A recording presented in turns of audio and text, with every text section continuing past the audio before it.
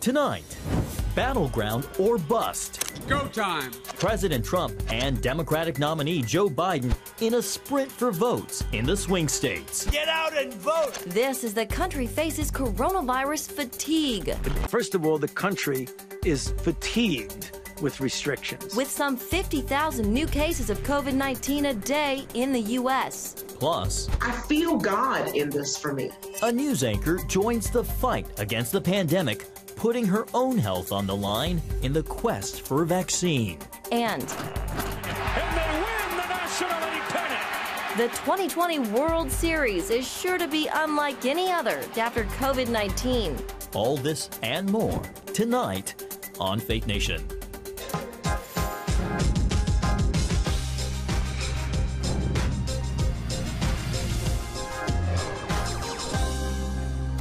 Both candidates dueling it out in the battleground states with just 15 days until Election Day. Hi, everyone, and thank you for joining us. I'm Jenna Browder. It's hard to believe, and I'm John Jessup. President Trump is in Arizona for a campaign rally this evening. Then he swings to another battleground tomorrow, Pennsylvania. Joe Biden, meantime, laying low his campaign, calling a lid until Thursday. CBN White House correspondent Ben Kennedy joins us with the latest from the campaign trail. Ben? Well, Jenna, John Biden is off the campaign trail until Thursday, October 22nd, to prepare for the final presidential debate. It is also the same day the Senate is set to vote on Judge Amy Coney Barrett for the Supreme Court.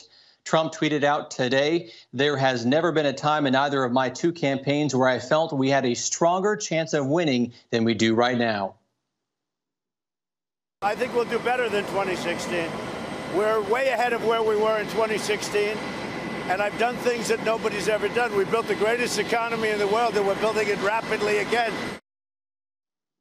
Now, the Biden team is warning the race could be closer than the polls have been revealing. In fact, the Biden campaign reached out to supporters, writing, "If we've learned anything from 2016 is we cannot underestimate President Trump or his ability to claw his way back." Biden may not be on the campaign trail, but he is still active on social media, tweeting out today, "15 days left, let's finish strong," as his VP pick traveled to Florida, where early in-person voting kicked off. What you will do here in Florida, in Orlando, what you will do by early voting is you will be the first to put our country back on the right track. It is you. You will do that. You will do that. Who's voted already? All right. A record 28 million Americans have already voted early. In-person early voting begins in Wisconsin tomorrow and in West Virginia on Wednesday. John, Jenna? All right, Ben Kennedy, thank you very much. And here now for our political panel, Hans Nichols, political reporter with Axios and a former NBC News correspondent, and CBN's chief political analyst, David Brody. Both of you welcome. Hans, to you first. President Trump in Arizona today. This state, of course, could go either way. What is your sense? Well, talking to folks in Arizona, what they don't know is what it's going to look like outside of Maricopa County. So inside, obviously, there are going to be some numbers rung up for the Democratic nominee, for Joe Biden. But outside is really where they hope to make up the difference. Now, this is a changing state. Donald Trump did quite well there 4 years ago. But the fact that he's having to fly there and make sure that he holds on to it is an indication the Trump campaign isn't entirely confident that they'll win it again. There's an added benefit for Trump going to Arizona, and that is if he drives his numbers up, he might be able to take Senator Martha McSally. She's running in a very tight race against Mark Kelly, former astronaut. And the Senate could come down to states like Arizona, Iowa, and North Carolina. So a twofer from the president, 2 stops today, and I suspect it's about driving out and turning out the Republican vote. David, elections officials in Pennsylvania, another key battleground state, spent the day responding to a number of issues ahead of its 5 p.m. deadline to register to vote. It is a state President Trump will visit tomorrow. In 2016, the Keystone State proved to be a tipping point for him. Polls show the race to be quite tight right now. David, can Trump carry it over again in 2020, or will Joe Biden, the so-called kid from Scranton, bring it back home? Well, look, it's going to be tough for the president. I don't think there's any question about it. Pennsylvania, Michigan, Wisconsin, all were tough in 2016. They're going to be even harder this time. And that's because, as we've talked about, John and Jenna, Joe Biden is not the boogeyman that Hillary Clinton was. And, oh, by the way, Joe Biden has a hard scrabble middle class type persona about him that helps him as well. So I think Pennsylvania is going to be difficult for the president. But look, he needs the Keystone State. It's obviously going to be key to him. But back to what Hans said, I mean, look, Arizona, the Trump campaign is telling me they've got to have Florida, they've got to have North Carolina, and then if they can get Arizona as well, that's going to kind of suggest a pretty good night on election night. But once again, there's so many different paths to 270 that the bottom could fall out at any point for both campaigns. Yeah. David, President Trump says he's a lot more confident today about winning than he was even 2 or 3 weeks ago. This was in a phone call. He made this concession with campaign staff. Do you think the president, what do you think, David, the president is seeing or hearing? Maybe it's some of the enthusiasm at some of these rallies, or what's your take? Well, look, Joe Biden is calling a lid 4 days before a presidential debate with 15 days to go. I mean, you know, that's problematic, obviously. And so I think the president sees the big Newport Beach, California rally, or I say rally, this kind of ticker tape parade that we saw. We saw folks lining up in Prescott, Arizona before the crack of dawn this morning. He's seen a lot of energy. So the polls are saying one thing.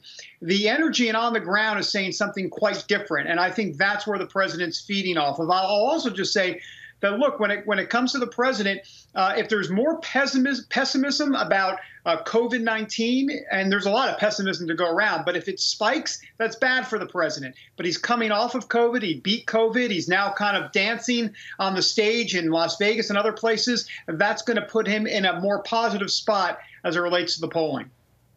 Hans, Axios' sneak peek highlighted the so-called green tsunami, showing the significant cash advantage among Democrats that goes all the way to the top of the ticket with Joe Biden. Your outlet also reported that Joe Biden is the luckiest, least scrutinized frontrunner in modern history. Can you explain more to us what that means? Well, on the last question, I'll just suggest that yesterday he was asked what kind of ice cream he was going to order from the press. And those aren't the kind of, I'm going to do a terrible pun here, but soft serve questions that you get from the White House. Now, this doesn't all have to do with sort of the press being partisan. Part of it has to do with the ecosystems and the sort of mentality of each press corps. And at the White House, it's obviously confrontational. It's obviously hostile, right? You see questions lobbed to President Donald Trump on, do you feel bad about lying to the American people, right? No one asked Joe Biden those kinds of questions. Sort of to David's broader point of where the candidates go and what that tells us, it tells us something that Joe Biden doesn't think he needs to get out there and campaign 2 weeks out from an election, that he just needs to make sure that he does well in this debate. It is a four corners strategy. They want to slow the game down. They don't want to make any mistakes. They see the potential debate as one area where they could make mistakes. Now, you asked the other question on the money. The money's just crazy. No one knows what to do with it. No one quite knows how to spend it. I mean, these are almost sort of Bill Gates type problems where you have so much money you can't actually spend it all on yourself. So I suspect a lot of media buyers are getting rich. I suspect a lot of Democratic consultants are getting rich, especially in states like South Carolina and North Carolina. We're talking about $200 million races. That's crazy for Senate campaigns. Whether or not it actually moves the needle, we don't know. We do know that a lot of consultants are going to do well off this, and that a lot of small dollar Democratic donors are signaling their enthusiasm for defeating Republicans down the ballot by giving to Act Blue. It's almost therapy for them. They get upset about something they see in the national news and they donate, and you're seeing all that money just flood in to Democratic coffers. All right. Well, a great conversation. Hans Nichols and David Brody, we will leave it there. Thank you both very much. Thanks. Thanks for having me. Well, coronavirus cases are on the rise again, but sweeping shutdowns are looking unlikely. 60 Minutes asking Dr. Anthony Fauci how bad things would have to get for him to advocate for a national lockdown. Here's what he said. They'd have to get really, really bad. First of all, the country is fatigued with restrictions. So we want to use public health measures not to get in the way of opening the economy, but to being a safe gateway to opening the economy. The U.S. is now reporting more than 50,000 new cases a day. Some experts warning that a third surge is underway. And worldwide, the total number of cases is now over 40 million. And joining us now is CBN News medical reporter Lori Johnson. Lori, always great to have you on Faith Nation. Lori, what does the sharp increase in cases portend as we head into cold and flu season? Well, it doesn't look good, that's for sure. The good news about this increase in cases is that many to most of them are young people. And we know that young people rarely die from COVID-19, are rarely even hospitalized from it. But think about it. These young people, like we're talking about young people who have gone back to college, and there's a sharp increase in cases at many colleges and universities. These kids are going to be going home in about a month for Thanksgiving. And we know lots of families are going to be getting together for Thanksgiving. The weather's turning colder. People are going to be moving inside more. They're going to be eating inside. So this all does not look good as far as the spread of this extremely contagious disease. And then when you add the cold and flu season on top of it, we have to pay very close attention to making sure that we don't overstress our healthcare system, because in a typical year, hundreds of thousands of people are hospitalized from the flu. Doctors' offices are overwhelmed from it. But the good news about the flu is we look at Australia and we can usually tell what's going on there is what's going to happen to us. And their flu cases are drastically down because of mitigation efforts for COVID-19. Because remember, the flu and COVID-19 are spread the same way. So we need to keep those masks on and keep our distance. Yeah, that's definitely encouraging. Lori, where do things stand on the vaccine front? Well, it looks like there's a race going on. It looks like Pfizer's going to be the one to break the tape. We're not sure about that, but the Pfizer CEO said that they plan on asking the FDA for emergency use authorization in the third week in November. So we could see the Pfizer vaccine roll out first and very soon. But there are some other ones, too, that are very close to being finished with their phase 3 clinical trials. And so it looks like we're actually going to be getting more than one vaccine. We might see one in December, January, February. We know that the government has contracted with a lot of these vaccine companies to manufacture hundreds of thousands of doses. And so what we're going to probably see are several different vaccines roll out this winter. And hopefully by the spring, as many people as want a vaccine will get it. Lori, we just have a few seconds left. President Trump called his COVID drugs miracles. Is the concoction he received available to ordinary folks for treatment? And again, in just a few seconds. 2 out of 3 of them are the remdesivir and the dexamethasone are available to the general public. And that first one, that monoclonal antibody, Regeneron just petitioned the FDA for emergency use authorization. There are tens of thousands of doses available, and that should be available to the public within the next month or so.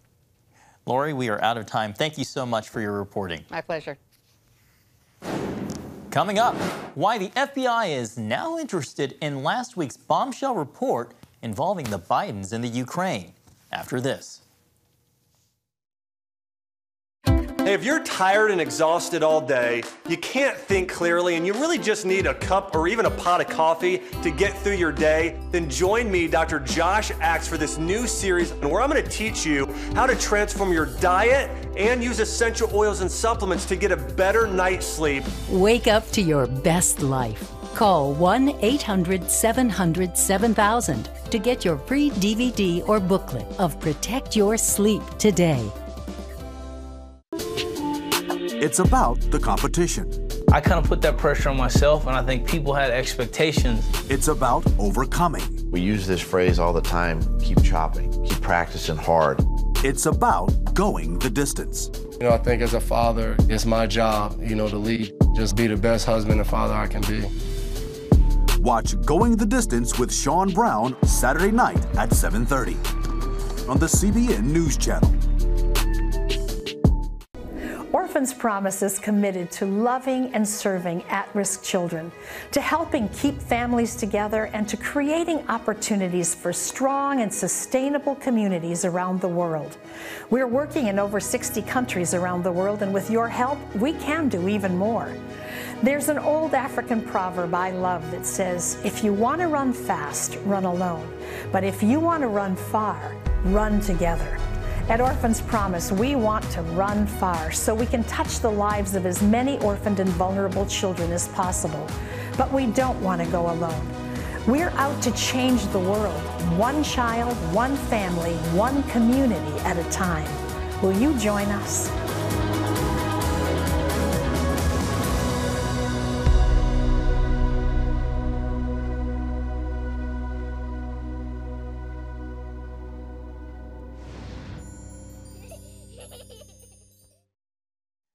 Welcome back. That bombshell revelation last week involving Joe and Hunter Biden's business dealings in Ukraine is getting more interesting. The focus now turning to the story behind the story. The FBI wants to know if Russia or any other foreign entity is behind the late-breaking revelations. Here with us now, CBN News national security correspondent Eric Phillips. Eric? Yeah, Jenna and John, it's almost too coincidental, right? When you consider the email scandal that consumed the FBI and the Clinton campaign back during the presidential election of 2016. Well, that involved Russian interference, and some are worried this does too, although this time around, many people are much more skeptical, including the director of national intelligence. Vice President Biden, you owe the people of America an apology because it turns out you are a corrupt politician, okay? President Trump wasted no time on the campaign trail, seizing on the discovery of emails alleged to be from Hunter Biden.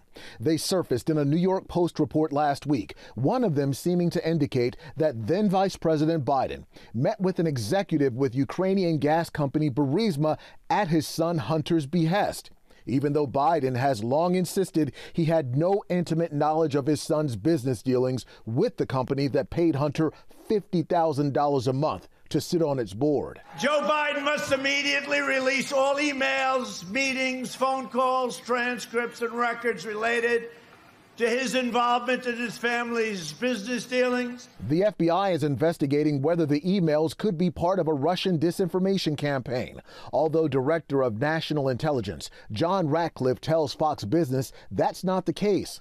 Trump attorney Rudy Giuliani is reportedly one of the sources in exposing the emails, and Giuliani has admitted to working with a known Russian agent in the past to dig up dirt on the Bidens. Giuliani says the emails came from a computer repair shop owner in Delaware who contacted his office. And he wanted us to have this. He also thought it displayed numerous crimes. So he gave them to my lawyer. We have the entire hard drive. The Biden campaign denies any such meeting being on his official schedule. Here's how Biden himself responded Friday when a reporter asked him about it. I know you'd ask it. I have no response. It's another smear campaign. Right up your alley. They're the questions you always ask. Michael O'Hanlon with the Brookings Institution says while it's unclear whether there was outside interference, either way, it's of little consequence. My instinct is to think that there may have been guilt to be shared widely, but I also think the magnitude of the offense is more in the category of a misdemeanor than a felony by modern politics standards in the United States. It doesn't rise to the level of what we saw in 2016. There has been other fallout from this, as both Facebook and Twitter have limited the amount of spread of the article or information about the article because the emails have not been verified. Now, some Republicans on the Senate Judiciary Committee say big tech companies are playing partisan politics by using censorship. In fact, some of them are threatening to subpoena the heads of Facebook and Twitter as soon as this week. John and Jenna. All right, Eric Phillips, thank you very much. And when we come back, why this news anchor is getting pushback for her decision to volunteer for a coronavirus vaccine trial. Daddy? Yeah, buddy? How many nickels are in a dollar? There are 20 nickels in a dollar. How do birds fly? Does milk really make my bones stronger? Yeah. Daddy, when we die, will we go to heaven? Do you have the answer to life's biggest question? Call the 700 Club. We'll help you find answers to the important questions life brings your way. Watch breaking news, in-depth exclusive stories and programs from health to entertainment you won't find anywhere else. The CBN News Channel, a perspective you can trust. Enjoy credible news reporting from around the world. Discover inspiring programs and stories of hope, all in one place from a Christian perspective. The CBN News Channel, a perspective you can trust. To watch the CBN News Channel, download the app or visit cbnnewschannel.com. Hello, I'm Dr. David Perlmutter, board-certified neurologist and #1 New York Times bestselling author. Wouldn't it be great to boost your energy, eliminate brain fog, and even reverse brain disease? Well, you can, and I'm going to show you how, along with some of the world's most well-respected brain experts in this DVD, Protect Your Brain. Get Protect Your Brain, a free DVD only from the Christian Broadcasting Network, featuring experts on the cutting edge of neuroscience and brain health. No matter how many times you've failed in the past, you really can do this. In Protect Your Brain, you'll discover simple strategies to keep your brain young and healthy. Improve your memory. Discover the gut-brain connection. In Protect Your Brain. Get your free copy at cbn.com or call 1-800-700-7000. If you want to improve the quality of your life, get the DVD Protect Your Brain and get it today. Welcome back. Well, Dawn Baker is a news anchor who's made headlines of her own. She's the very first volunteer to get a shot in the Phase 3 COVID vaccine trial. So what prompted her to roll up her sleeve, and why is she getting pushback? Once again, here's Eric Phillips. Dawn Baker did not enter this lightly. After extensive research and talks with her doctor, she decided joining this fight was bigger than herself. Good evening, and thanks so much for joining us tonight. Dawn Baker is a longtime anchor with WTOC in Savannah, Georgia. According to the National Weather Service. And instead of just reading the news, Baker made news of her own this past summer. I feel God in this for me. So I haven't had any regrets. I've been doing great. The shot regimen consisted of 2 doses, the first one back in July, which led to some soreness in her arm, and another unexpected but positive reaction. All of a sudden, I got a sudden burst of energy. So about 6 weeks, I was just cleaning my house and getting caught up on all the chores and things that I had not felt like doing in the past. The second shot came about a month later. I had a mild headache that lasted until about 12 o'clock the next morning, but after that, I was back to normal. Well worth it, Baker adds, to be part of the solution to this deadly problem. I know 3 people who have passed away. It hurt even deeper. Of course, there's no cure for COVID-19, just like there's no cure for the flu, but it is going to make it less likely. Hopefully, it will pump up that immune system so that if we were to come in contact with COVID-19, we'd be less likely to get it. Or if we did get it, it will be a milder case of it. We will deliver a safe and effective vaccine before the end of the year, and it could be very, very soon. I don't believe there'll be a vaccine released this year. That just kind of seems like some magical fairy story to me. My prayer is always that we can stay the course, follow all the rules, and somehow get this vaccine to people in a timely manner. While Baker has gotten a lot of support for her efforts, she has also faced criticism for putting her health at risk and even trusting the process, especially as an African American. Some have brought up the Tuskegee syphilis experiment, a 40-year government study that impacted hundreds of Black men. I understand the fear. I know the history. I know about the Tuskegee experiment, which was absolutely brutal and lasted 40 years in this country. And even worse, after they experimented on those Black men, once the cure came out, they wouldn't even give them the cure. I would not have just gone to sign up to do this. Her doctor of more than 30 years is overseeing trials in her area and asked Baker to take part. My first question, like everybody else, was, is this a live vaccine? He said no. I said, well, am I going to be more likely to get COVID-19 if I take this vaccine? He said no. So would we rather be scared and just worry and talk about losing our loved ones and the fact that we could not go to the funeral or go to the hospital and see them? Or do we want to be a part of fixing the problem? And I feel as if this is how we're going to save our people. And when I say our, I mean people of all races. She's also gotten pushback from anti-vaxxers. I don't feel that nothing I can say or it's my job to try to change perceptions that are so deep and so personal. Because we're all in charge of our own bodies and our destiny. But I do know that for us to get out of this, at least a large percentage of us are going to need to get the vaccine.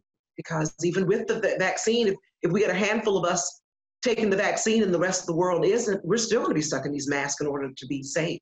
Pointing out that African Americans are among those highest at risk, Baker says the trust in her doctor, paired with a divine conviction, prompted her to roll up her sleeve. This girl is on a mission to try to save lives. I really am just honestly praying for the whole world. I should point out that Baker does not know whether she received the vaccine or a placebo.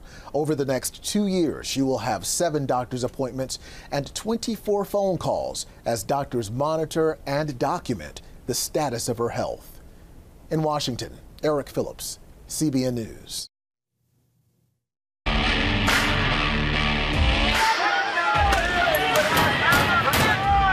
Having sex before you marry is a bad idea.